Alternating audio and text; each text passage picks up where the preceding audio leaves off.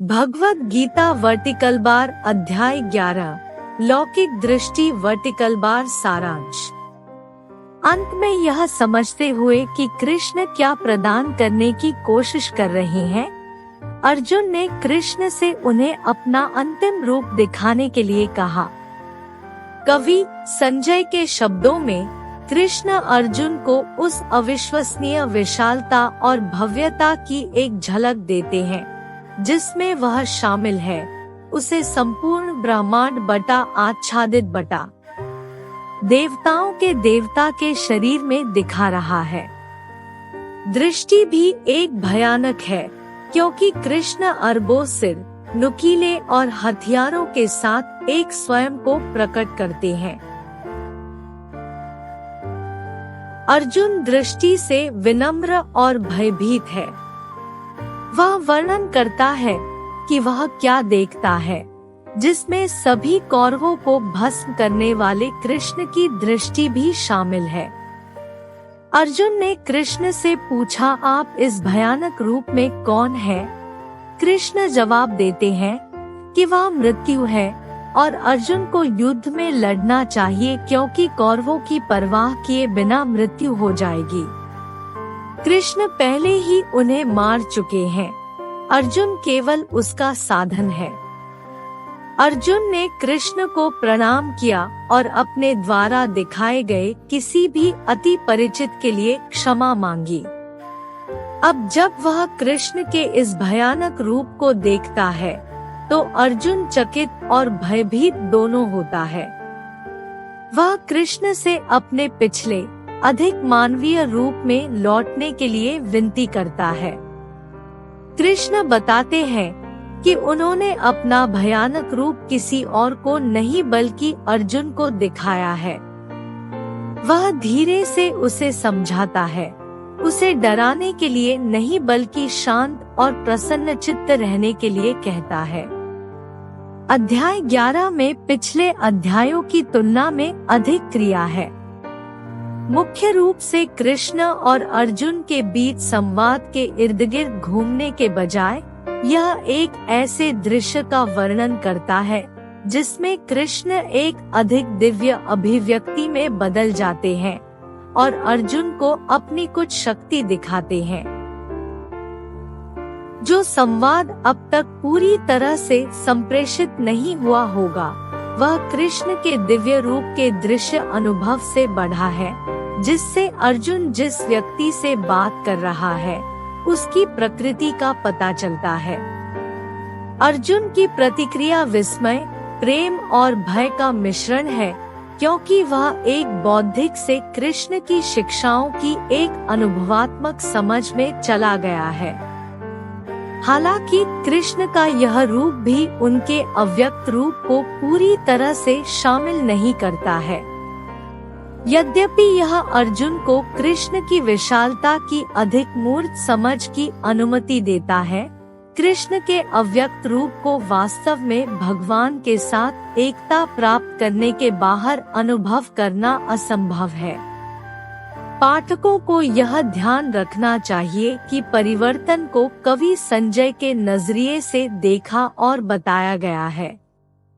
कविता में और इस पूरे अध्याय में कई महत्वपूर्ण देवताओं का उल्लेख किया गया है। सबसे पहले ब्रह्मा इस अध्याय में अपने कमल सिंहासन के साथ प्रकट होते हैं। अक्सर एक विशाल कमल के फूल में विराजमान के रूप में दर्शाया जाता है। वह ब्रह्मांड के निर्माण, निरंतरता और विनाश परिवर्तन से जुड़े 3 देवताओं में से एक है।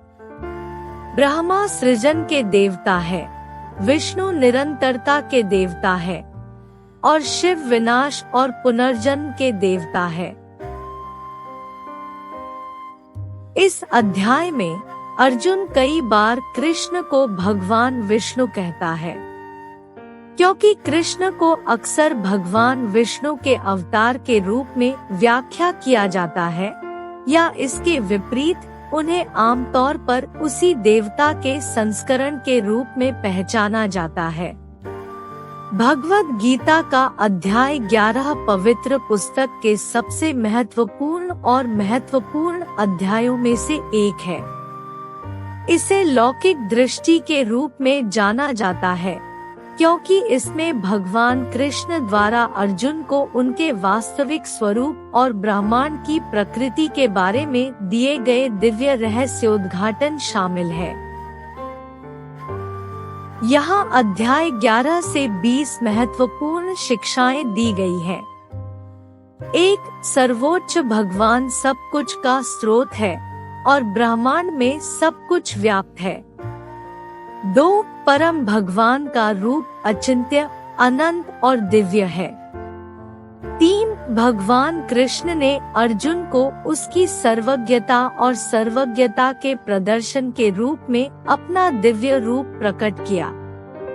4. ईश्वरीय स्वरूप मानवीय समझ से परे है और केवल भक्ति और साधना के माध्यम से ही अनुभव किया जा सकता है। 5. ईश्वरीय रूप में ब्रह्मांड के सभी विभिन्न पहलू और रूप शामिल है। 6. दिव्य रूप सुंदर और भयानक दोनों है और यह उन लोगों में विस्मय और श्रद्धा को प्रेरित करता है जो इसे देखते हैं। 7. ईश्वरीय रूप भौतिक दुनिया में सभी चीजों की नश्वरता की याद दिलाता है। 8. दिव्य रूप उस परम वास्तविकता का प्रतिनिधित्व करता है जो सभी द्वंद्वों और विरोधाभासों से परे है। 9. दिव्य रूप ब्रह्मांड में सभी निर्माण, जीविका और विनाश का स्रोत है। 10. ईश्वरीय रूप सभी साधना और भक्ति का अंतिम लक्ष्य है। 11. ईश्वरीय रूप को केवल बिना शर्त प्रेम और सर्वोच्च भगवान के प्रति समर्पण के माध्यम से अनुभव किया जा सकता है। 12. दिव्य रूप स्वयं का वास्तविक स्वरूप है जो सर्वोच्च चेतना के समान है। 13. ईश्वरीय रूप ब्रह्मांड में सभी प्राणियों की एकता और अंतर संबंध का प्रतिनिधित्व करता है। 14. ईश्वरीय रूप जीवन के अंतिम उद्देश्य और अर्थ को प्रकट करता है जो स्वयं के वास्तविक स्वरूप को महसूस करना है। 15. दिव्य स्वरूप हमें हर चीज में और ब्रह्मांड में हर किसी में परमात्मा को देखना सिखाता है। 16. दिव्य रूप हमें सर्वोच्च भगवान की सेवा और भक्ति का जीवन जीने के लिए प्रेरित करता है।